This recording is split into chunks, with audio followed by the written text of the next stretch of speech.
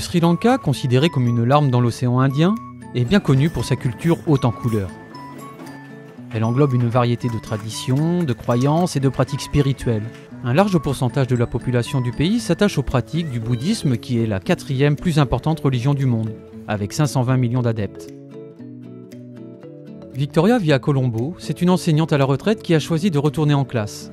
La retraite ne l'empêche pas d'utiliser ses dons pour venir en aide aux groupes les plus délaissés de la société.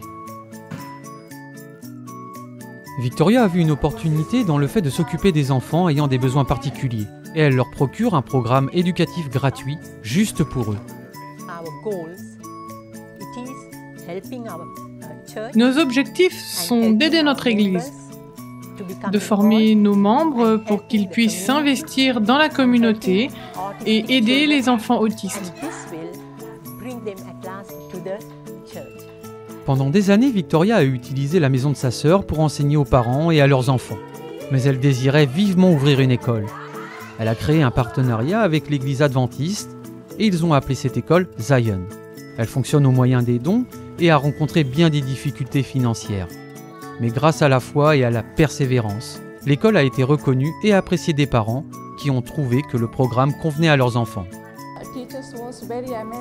Ici, les enseignantes sont remarquables. Elles connaissent bien les besoins particuliers de nos enfants et sont très gentilles. Je crois qu'elles pourront améliorer leur comportement et leur savoir. Elles font les choses différemment.